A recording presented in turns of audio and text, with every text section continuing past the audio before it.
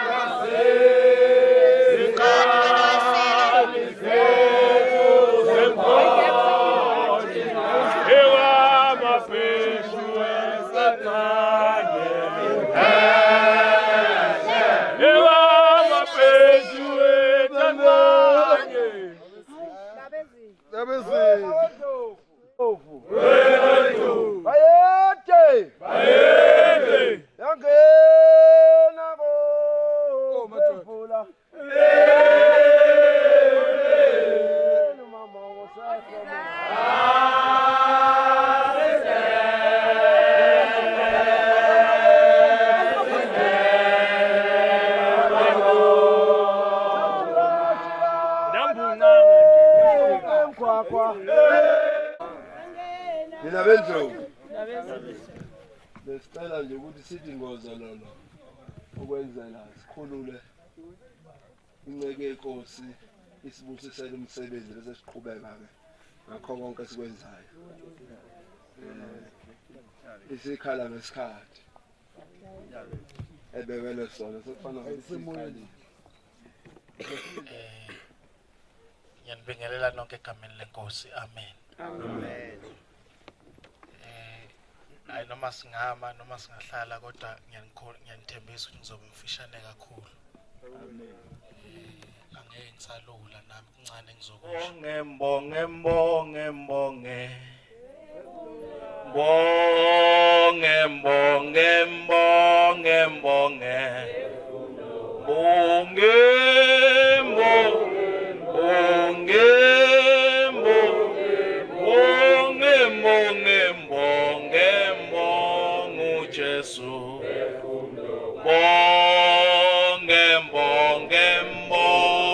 uJesu bonge mbonge mbonge uJesu bonge bonge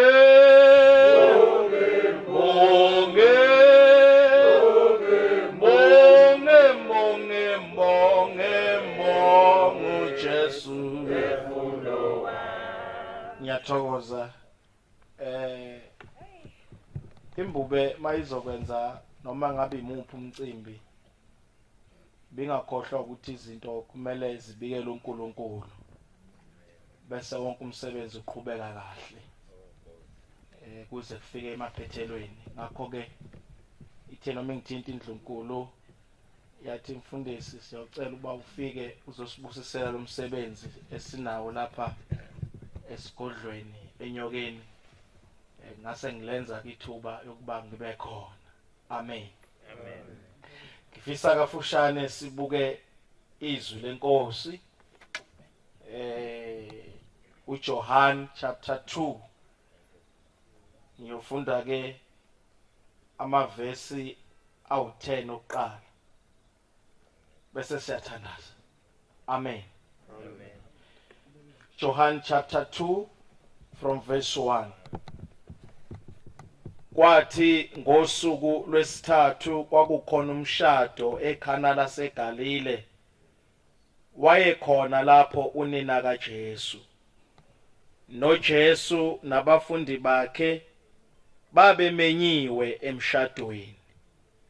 Kwathi kuba lisweleke iwayini unina kaJesu wathi kuye, "Kabanalo iwayini."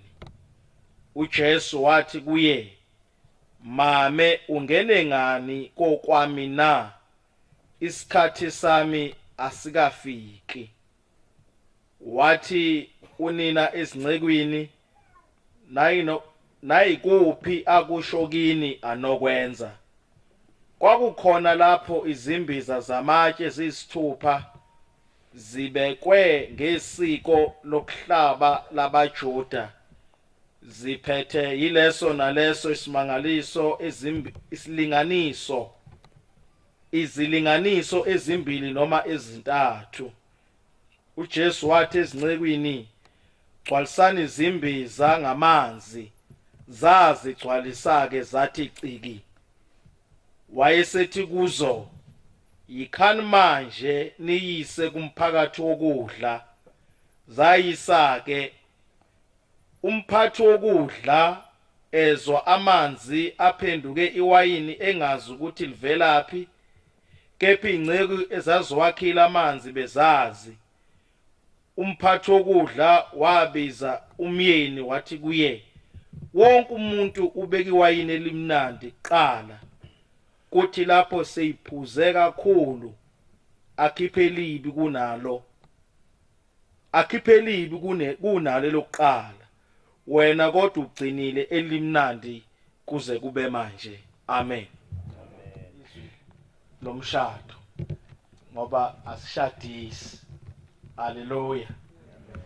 Kodwa ngilifunda ngamabomu ngoba ligcizelela ukuthi nanoma yini umuntu into ayenzayo ehlanganisa abantu, kubalulekile ukuthi amenywe uJesu. Uma sifunda la sithola ukuthi uJesu kulomshado waseKhana laseGalile wamenywa, emenywa abantu abashadayo. Mabe mmema uJesu ungathi babazi ukuthi kunento ezohamba ishode, kodwa maye khona uJesu akusweleki lutho. Alibonge igama lenkosi. Uma ke bemmema uJesu nabafundi bakhe, kuvela ukuthi ekufikeni kwakhe ufika vese kwakumkhuba ke waseKhana laseGalile ukuthi makuphela iwayini leli limnandi lalikhishwa kuqala. Lithi mase liphelile limnandi bese likhishwa ke nelibi ukuze abantu baqhubeke bajabule, ngoba akujabuleki endaweni yobumnandi kungekho into eyenza kube mnandi. Shuthi eKhana into eyenza ukuthi umcimbi ube mnandi kwakuba khona ke iwayini. Laphele limnandi kwafuneka ukuthi manje ke lo okuyena ke olapha empompini yewayini akhiphe libi ngoba seliphelile lemnandi. Ngoba kuJesu wayemenyiwe ufika ke liphelile limnandi. Lo osempompini yewayini sekuthi manje ke akhiphe libi. Kanti unina kaJesu Maria naye ukhona lapha emshadweni. Useyasuka ke mayibona indodana yakhe iza, uyasuka uMaria uya kwindodana yakhe uyothi kabasenali wayini. Amen. Ikona ke indledlana ke engemnandi ke uJesu aphendula ngayo. Uthi uJesu mama ungene ngaphi kokwami uyayiqhubekela. Uyasuka ke uMaria kanamathele ekutheni uJesu utheni. Ukhuluma nabafundi bakaJesu uthi ke sengithemba nina ke noma yini azoyithi yenzeni niyenze ngoba wayesazi uMaria ukuthi noma ngabe umntana ungiphendule kabi kodwa ngoba usekhona lokho okushodayo kuzoba khona. Haleluya. Ngifisa ukuthi ngithini kini nina besilo ukuthi ngithi nina bendlovu uma uJesu ekhona ngoba senza lo mcimbi masazeni ukuthi akukho esizokuswela. Alibonge igama lenkosi. Sizothandaza nje manje simmeme uJesu.